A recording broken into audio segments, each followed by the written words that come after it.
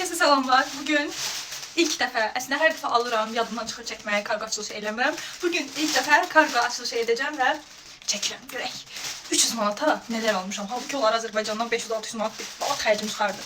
Gəlin baxaq. Saat. Həmən saatımdır bu. Bu vintage saatdır. Bunu çox həvəslə, çox maraqla gözləyirəm. Həqiqətən bir gözlədiyim kimi çıxıb. Yəni ekranda Temuda necə gördümsə, eynidir elə. Mən hələ Temuda yanılmamışam. Çünki çox dərin araşdırmalar eləyərək nəsə də alıramsa ucuz baha fərq eləmir. Çox araşdırdıqdan sonra sifariş verirəm. Baxın, necə gözəldir. Ay, çox qəşəngdir. Əsil vintage bölüm saatdır. Çox gözəldir. Mən çox bəyəndim. Neysə, 6 manat vermişdim. Bəyəndim ki, növbətinəm. Onun kimi hamısını bir kulübdə yığdılar. Deyəsən, koftamdır. Evet, çok geçerli. Bu böyle bir şeydi kızlar. Böyle bir koftadı. Böyle gösterim. Çok geçerli ama elə bil ki biraz böyüktü. Ya mənə elə gəlir bilmirəm, biraz böyük vurmuşam deyəsən, inşallah böyle olmasın. Geçin növbəti. Bu nədir? Hə, hayır, bu da geçerli həqiqətən. Çok beğendim. Bu da böyle bir şeydi. Qollar falan da belə geniş. 3 bucaqların alt qolları. Çok beğendim. Bu da deyəsən o 14-15 civarı vermiş. Ama elə bir materialları saytda biraz qalın görsənir. Bu biraz materialları sintetik çoktur. Neyse, yok giyinək. Ve en sevdiğim o kargomu çok beğenmesi için bu kafaya giden. Aman çok geçerli, çok. Kızlar, grubun bakın, çok geçerli. Hatta böyle bir kaçlık da var. Çok geçerli, ay Allah'ım gece sevdim.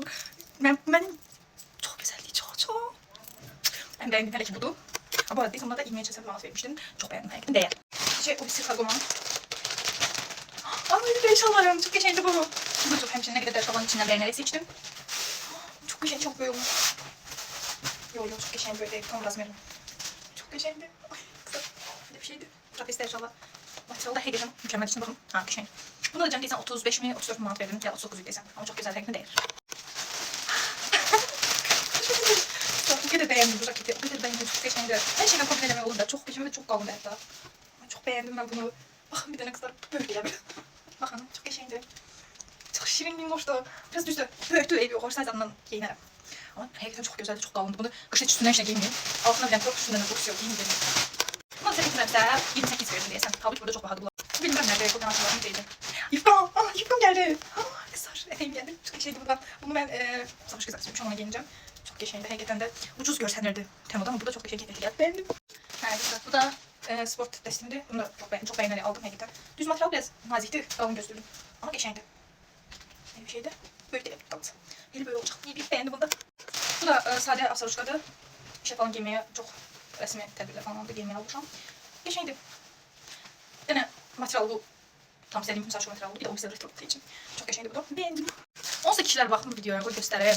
Bu da hanımlar. Üstteki burada Azərbaycanda hanımların iplisi var. O paltanın altına pis görürsən. Ona göre bu knop qalsını aldım. Bu daha geçeydi. Ne geçeydi? Kızlar. Sunkum. Çok geçeydi. Sade. Vintage sunkum. Geldi. Oyuncak.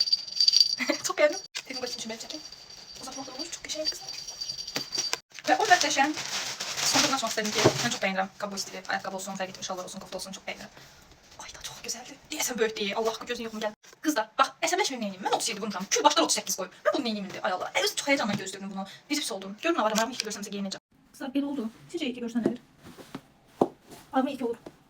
Mən hansı dərəni daşım döküm təpəmə. Başınıza dəysin. 38 vurmuşsunuz. Daha 38 gətirmişsiniz. Neyse, əsəbləşdim. Bir də belə bir kabro vurmuştum. Material fərqli görsənir, burada başına dəqiq gətirdim. Belə bir sırğa vurdum. Bir sırğa var belə bunlara. Neyse dostlar, hələlik. Çox əsəbləşdim sona yaxın. Çünki ayağım çox böyük olur. Mən 37 yarım 38 gəlib. 37 də böyük olur. Hətta mən arada olur ki, öpürəm istəyim. Temu indi bunu necə edeyim? Mən qaytarım. Görəsən yoxsa necə edeyim? Satım. Neyse, hələlik.